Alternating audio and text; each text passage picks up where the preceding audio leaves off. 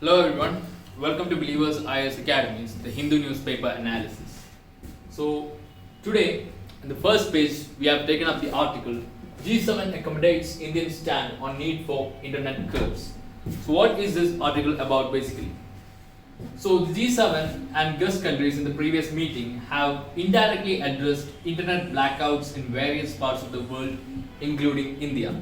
So we know that in the past couple of years, in India, we have seen a lot of internet blackouts. That is, the government has banned internet in certain situations, in certain emergencies, in order to curb the public outrage. So one example would be the Article 370 issue in Jammu and Kashmir, when Article 370 was amended and its statehood was later taken away. At that time, we had seen a lot of protests, a lot of outrage. So in such situations, in order to avoid we have a public emergency situation, they have actually banned internet, and it has stayed for a very long time. So similarly, in Delhi and Assam, during the protest against the Citizenship Amendment Act, we know that in this act, the Muslim community has been excluded, and we have seen a discrimination in that case. So when there were protests happening in these states, so the government has banned internet. And similarly, during farmers' protests, when farmers were not really comfortable with the new farm bills, they had a huge protest in the NCR, near capital territory, so in Delhi. So at that time too, there were internet curbs in those areas. So this has been happening not just in India but a lot in various places in the world. So what G7 countries has said, is that we are at a critical juncture facing threats to freedom and democracy from rising authoritarianism, electoral indifference, corruption, economic coercion, manipulation of information, including disinformation, online harms, and cyber attacks, politically motivated internet shutdowns, human rights violations and abuses, terrorism and violent extremism. So this is also criticism that is including India. And as a response, our external affairs minister has said that law and order concerns are important and public safety has to be prioritized when regulating flow of information. So in order to, when a situation arises where public order is at stake, we have to limit the communication in order to maintain public order. So that's what our external minister has said in this case. So governments, what G7 had to say was that all over the world, governments are resorting to shutting down the internet as the go-to solution for maintaining law and order. So this is what we have counted here with, by our external affairs minister. So we'll see what are the internet shutdown laws that we have in our country, that is in India. So firstly, right now what we are using is the temporary suspension of telecom services public emergency or public safety rules. So this rule came into existence in 2017. It is this rules that has been initiated whenever a internet shutdown is necessary.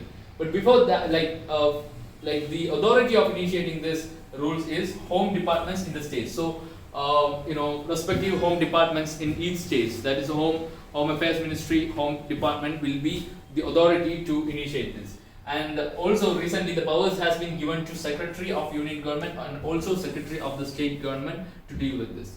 Now before, as I have said, this came up in 2017. So before this, we had section 144 of the Code of Criminal Procedure. The CRPC was used in order to reduce communication, in order to cut out communication in case of a public emergency. And even before that, Indian Telegraph Act of 1885, inside this section 5 clause 2 was used.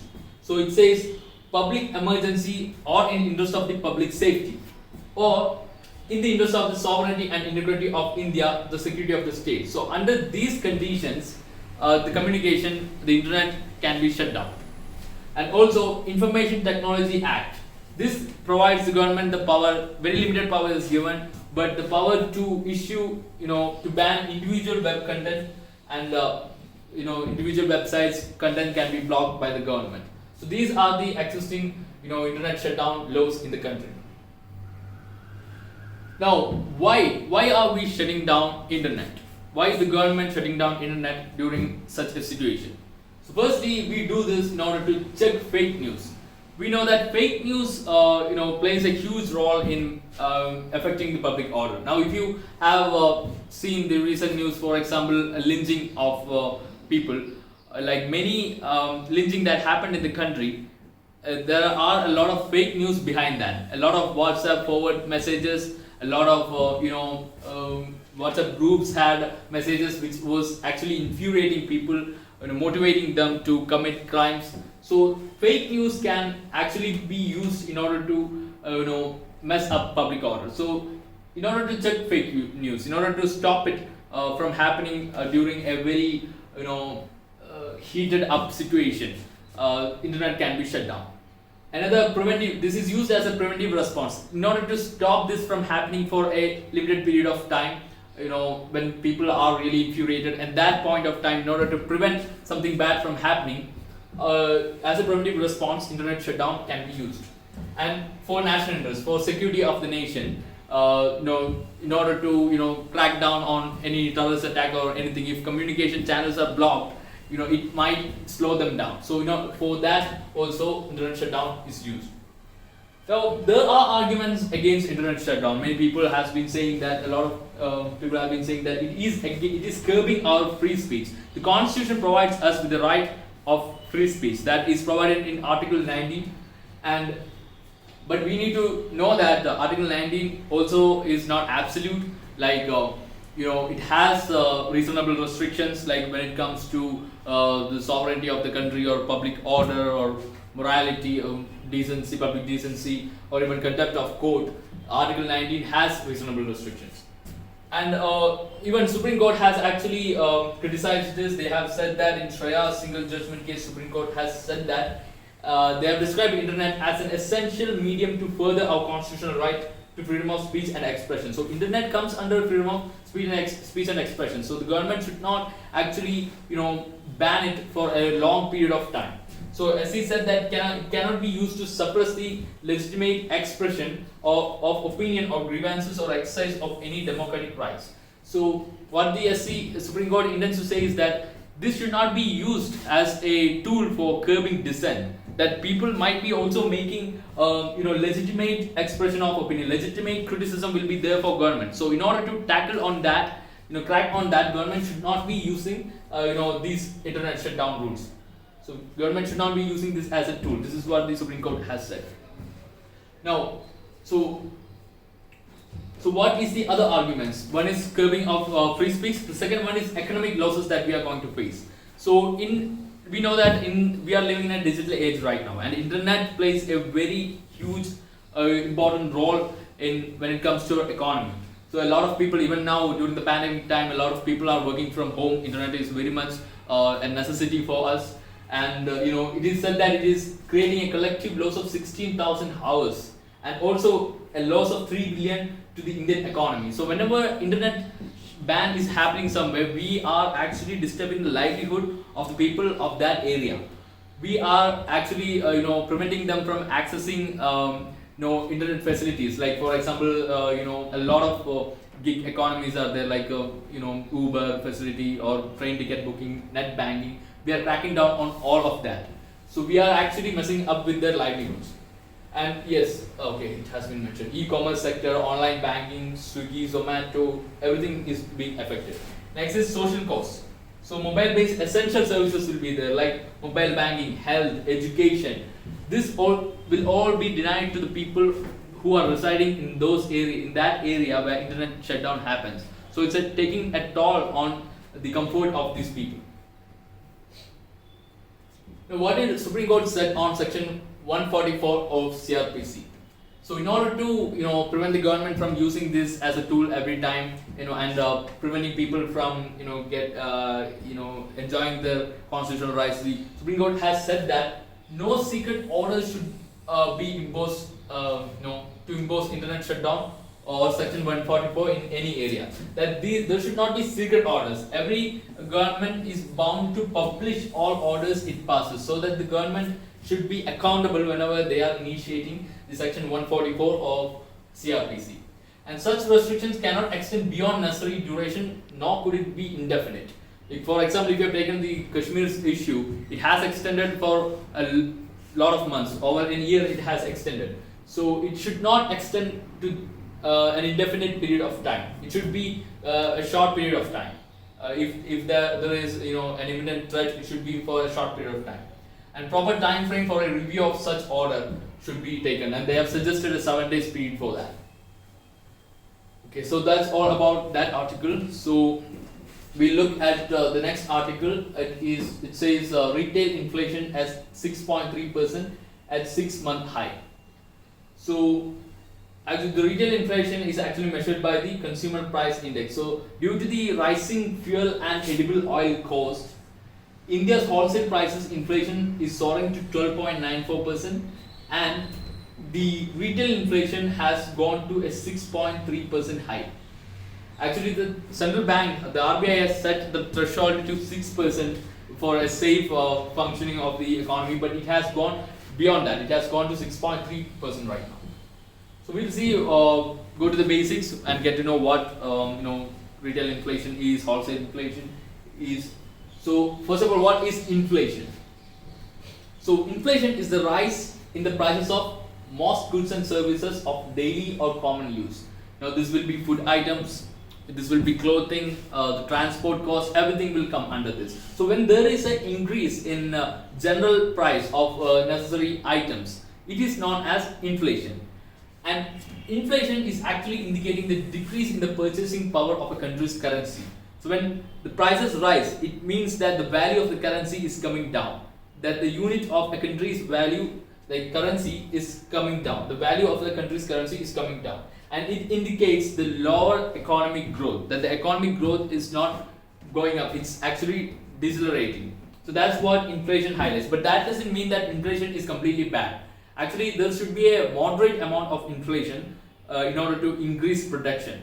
Okay, in order to promote production, there should be a moderate level of inflation. But if inflation goes too much, then it will be bad for the economy.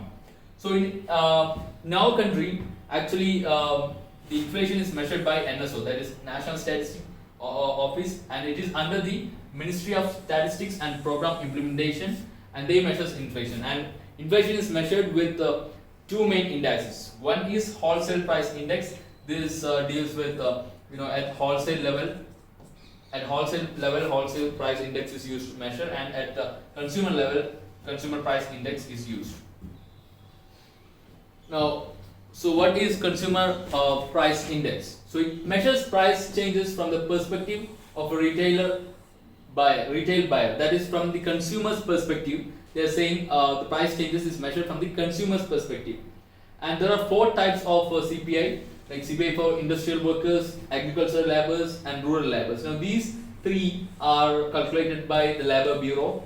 It's under the Ministry of Labor and Employment. And the last one, CPI of rural urban combined, it's going to be measured by NSO. And NSO is going to be under the Ministry of Statistics and Program Implementation. And also the monetary, our monetary policy committee under RBI is going to use CPI data to control inflation, because it is going to show the data that's from the perspective of the consumers at retail price level. So we'll see a comparison between WPI and CPI. So wholesale price index is the average change in prices of commodities at wholesale level, but CPI, that is consumer price index, is at retail level, that is at consumer level. And the publishing office, it's Office of Economic Advisor. Wholesale price index is published by Office of Economic Advisor. It's under the Ministry of Commerce and Industry. And CPI is being published by Central Statistics Office, Ministry of Statistics and Program Implementation. It's NSO, and also Labor Bureau. Like I have said in the previous slide, 3 of them are by Labor Bureau and the other one is by NSO. Now, the commodities, in wholesale price index, only goods are assessed, but in consumer price index, goods and services are both assessed. And inflation measurement is at the point of transaction, at the first point of transaction, but the CPI is measured at the final stage of transaction, that is at the consumer level. This is at the wholesale price level, it's the first stage of transaction. And prices are paid by manufacturers and wholesalers when we are assessing wholesale price index, and CPI by consumers. And types of commodities covered are manufacturing inputs and intermediate goods like minerals, machinery, basic metals, everything is included. And CPI, education, communication, transportation, recreation apparels, food and beverages, housing and medical care, all these kind of things are assessed. Okay, now base year, one of the base years of I think the base year of industrial workers has been changed to 2016, but the rest remains 2012 here, when wholesale price index base year is 2011-12. So that's all about it. In the editorial page, we have taken up the article Unlocking War Histories with a Purpose. Now this article, it's an opinion piece by Air Vice Marshal Arjun Subramaniam. He's a retired military historian and the author of India's War, Military History 1947-1971 and Full Spectrum India's Wars 1972-2020. So in this opinion piece, he is talking about the recent decision taken by the Defense Minister Rajnath. He has approved the policy of archiving, declassifying and compiling of war or operation histories. So, whenever a war or operation is happening, like for example the surgical strike or the Operation Blue Star by NSG, or the war we had fought with Pakistan, maybe 1971 or 1999 Kargil war, whatever is happening, we do not have the exact data or record completely. We do not have a proper military history record. So what we are trying to do with this new policy is to actually archive everything and declassify, to make it available to the people to understand that what has really gone down at that time. So why are we doing this? Why are we collecting all this data and putting it forward to the public? One thing, we are going to get accurate account of events. So why accurate account of events? So when we have accurate account of events, we will have authentic material for academic research. One thing is that. Second thing, we can counter rumors. So when we say counter rumors, that when last time the surgical strike happened, a lot of people were talking against this. Like, for this has not happened, this is just a stage thing by the ruling party just to attract for vote banks or something like that. Such rumors were there. So when we have proper data and we have declassified information, archives, we will not have to deal with these rumors. We can counter these rumors, and then it helps to reorient strategy. So we can modify our strategy. This is like saying learn from our mistakes. So when the 1962 war happened, when China actually attacked India, we had faced a lot of casualties. So what went wrong? What happened? Why were we not prepared? What were the loopholes in our strategy?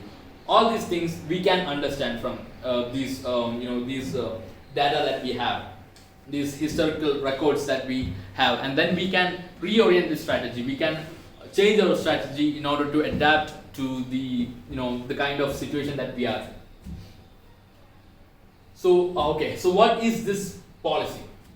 So initially in 1999 itself, the Kargil Review Committee had the Kargil Review Committee expert panel recommended war history to be recorded and suggested declassification. But at that time it was not created, a policy was not crafted. But now the Rajnath Singh, our defense minister, has approved the new policy, and the new policy mandates setting up of a committee. So the new policy is saying we should first set up a committee, and that committee should be headed by Joint Secretary in Defense Ministry, and it should also have representatives.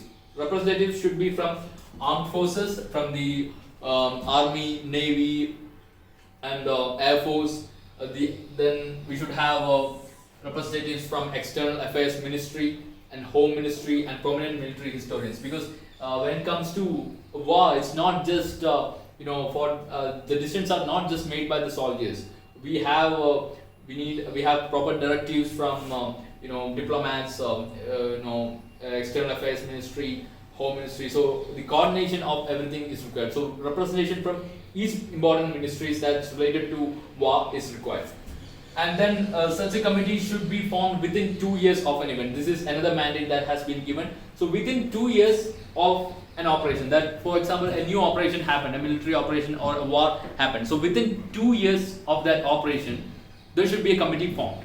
And then within the next 3 years, they should collect all data. They should make a compilation of records, and this should be stored within 3 years. This should be done within 3 years. So within 5 years, we will have all the data with us. We will have the entire compilation with us. So does that mean that we are going to get a declassified record of a mission within 5 years? No, because the policy says that the declassification will happen in 25 years. The records older than 25 years would be appraised by archival experts and transferred to National Archives of India once compiled. But we are not going to get it within 5 years. It will be like 25 years when we are going to, they are going to declassify this. So who will implement this? So the policy says that the responsibility is going to rest with the respective organization as specified in Public Records Act 1993 and Public Records Rules 1997. And according to that, it will be the History Division in Ministry of Defence who is responsible to coordinate with other departments for compiling, seeking approval and publishing war and operation history. So it is going to be the responsibility of History Division in Ministry of Defence. Now, does that mean we are going to have full transparency? So are we going to get every data of whatever has happened in the war after 25 years of anything happening? No, that's not the case. Because it has said that, Ministry of Defence has said that sensitive information won't be released. So those sensitive information which has, which is not in the best interest of our country, such information will not be released.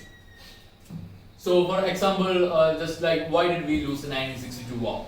Why was IAF stronger than its Chinese counterpart? So let's say we are going to give a complete detail of what went wrong and everything. It's going to also show the kind of weak points that we have, right? And will the Henderson-Brooks-Buggle report be made public? Now this report, whether this will be made public or not, has been asked previously too. So at that time, what the Ministry of Defence had said that is that it is not going to declassify this record, this report. It's not going to declassify because they said that it is not the best interest of the country. Because it is said that this report is criticizing the Indian military leadership, and it's not at the best interest of the country. Now, see other questions like was an Indian ship sunk by Pakistan in 1971? What exactly happened in Kargil War 1999? So this kind of information is going to be declassified. So everything is not going to be that easy. Some sensitive information is going to be there even inside these questions. So that won't be declassified. Now, in this article, what the historian, the defense expert is saying is that there are 4 big challenges facing this initiative. So one will be the fusion of political directives and strategic decision making within the operational and tactical happenings on ground. Now this is now when a war is happening, when an operation is happening, there are multiple layers to it. One, the leadership will be giving certain kind of instruction, political directives will be there, then statistical decision making will be there, and then will come the operational and tactical happenings on the ground. So every data needs to be compiled, everything need to come together. So that is one difficulty that we are going to face. Then compilation, reconciling and analysis of events at multiple levels, that is headquarters, commands and field formation, the same thing that they are saying. Then putting together a team of dedicated researchers and historians with a mix of academics and practitioners with access to records and files. So we need access to records and files, and we need experts to do this from different fields. Dedicated researchers and historians is required, academicians are required. So that is another difficulty. Then putting together a concurrent oral history and digitization of all archival compilations associated with this initiative. So we need to make it data, we need to hire software experts, and all these things are required. So these are the difficulties that he highlights in this article. Digitization and creation of oral histories will form a critical component of the transformation he says, and a software major must be dropped in for this, and an outreach must be made to individual historians, think tanks, and global repositories to share the oral history collections on contemporary Indian military history. So it is going to be a difficult process. That's what the article is speaking. Now the article, just like I mentioned, the article, the same thing the expert is saying. He's saying that the Indian Army is reluctant to declassify the Henderson-Brooks report that considered operational failures during 1962 war with China, because it largely, criticizes the Indian Army's leadership without any accountability assigned to the political establishment led by Jawaharlal Nehru and Krishna Menon. So this kind of problem is going to be there. Like in this report, it's not actually mentioning the kind of the political directiveness that's given by the leadership at that time. It's just talking about the military leadership. Now, that cannot be considered as a authentic information, because for an authentic information, for an authentic record, we need researchers should have access not only to operational account but also to archive discussion between the political architects of the conflict. So the political directiveness is required. The strategical decision that has been taken at the top level should be required. So everything is required. So in that case, we can say that the Vietnam War's record is an authentic information, but we cannot say that the kind of records that we have right now is are all authentic. The article also mentions Operation Brass Tacks. It is actually a war game exercised by Indian Armed Forces to prepare for deep strike offensive capabilities. Now, Brass Tacks was actually a war game. So what happened is that our country decided to see our own capabilities, to assess our own capabilities of mobilizing the entire force. So for that, our all force were mobilized, and it happened as a war game. But our counterpart Pakistan, our neighboring country Pakistan, were actually a little bit worried because of huge force being mobilized. So it led to a standoff, almost a standoff, and such problems were there. So it took place in Rajasthan, Star Desert, and it happened in 1986 to 1987, that period. Now the article also gives some suggestions of what has to be, what information has to be declassified. So he says one Nathula skirmish of 1967. This happened in Nathula area in Sikkim, near Sikkim, with China. So Chinese forces were trying to intrude in this area, and actually Indian forces were able to resist it. And then the Lightning Campaign, this happened in 1971, Bangladesh Liberation War. And then Operation Meghdoot. Now this operation was actually made in order to make our stronghold in the Siachen Glacier, Siachen Stretch. And then Exercise Brass Tacks, which we have talked already about, and Operation Falcon. This is near the Arunachal Pradesh area, when again this was with the Chinese army, the PLA. So that's all about it. The next article talks about the vaccination, like the new vaccination policy by the government, a policy difficult to defend. So we know that recently the government has changed its vaccination policy. Previously, the government was willing to take up 50% of the cost of vaccination, and the state will have to take up 25% of it, and the rest 25% will be sold to private parties. So they have actually removed it, and they have actually agreed to, the central government has actually agreed to take up 75% of vaccinations. They are going to, and the next 25% is going to be for the private sector. So this has been criticized in this article. So it says that the private sector's share of total manufactured vaccines is out of sync with its share of total vaccination centers. So he says that although private sector is going to take up 25% of the vaccines, they are going to halt that. They do not have enough vaccination centers, so there is going to be a supply-demand mismatch. Then a 25% share for private vaccination entails an implicit assumption that 25% of population is willing and able to put for a commodity for which social benefits exceed private benefit. So when we say 25% is going to be with the the private sector, the government is expecting that 25% of the population is going to go to hospitals and get these vaccines, pay for these vaccines and get the vaccines. Now, in a situation where social benefits is exceeding private benefits, so when you are getting a vaccination, actually it's if you are a healthy individual, many people used to think that if you are a healthy individual, the chance of you getting the infection is less. So it's more about a social benefit. So whether these people, those who are able to go and get it, healthy individuals who are able to, who are well educated, who are well off, are going to go and get this vaccine, pay for this vaccine, that is a matter of concern. Then the top 25% section is also likely to have better access to free vaccines provided by the government. So when we talk about, when we are assuming that this 25% of the population is going to get it from private sector, we are looking at people who are educated, people who are well off, who are earning a good amount, a good livelihood. So when they are well informed and they know the ways of getting vaccine for free, there's a huge chance that they are going to go and get the vaccines for free, right? And actually we are, the government is over assessing the middle class here. So that is going to create a crowding out effect, and it is going to affect the poorer sections, because we know that we are not a vaccine surplus country and we do not have enough vaccine to vaccinate at this point, vaccinate the entire population. So when 25% is given to the private sector, we cannot, we have to actually prioritize the poorer sections. That's not happening here. Now, a large chunk of self players are likely to be younger, productive individuals who are at lesser risk of severe disease and mortality than the elderly. So that's what they are saying. So those people who are going to get vaccinated from these hospitals, they are going to be, younger, productive individuals who are at lesser risk of severe disease and mortality than the elderly.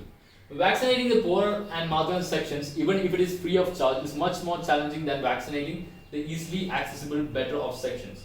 And the government, the article says that the government need to increase the government's share of total vaccines. Rather than giving 25% to the private sector, the government should take up more from more and give it free for the population. And its way forward, they says that we are actually supposed to, the private sector has a lot of positive points. Like they have greater reach, they have innovative process, and they are more efficient in doing operations. So in that case, we should be able to actually assess the strength of this private sector, and we should be able to exploit it. Government should exploit such strengths as part of strategic purchasing framework. And the government should engage with smaller players too. It's not just that with big hospitals that we need to deal with. We also need to engage with smaller players and increase the reach of the vaccination. And also the article says that more decentralized but accountable regulation might be also called for. So that's all about it. For more such videos, do subscribe to our YouTube channel. You can also follow us on social media, and you can join our Telegram channel to receive more updates related to UPSC. And do visit our website where you can get access to our daily current affair materials, blogs, articles, and even you can get to know the kind of course structure that we provide here. So that's all. Thanks for watching the video.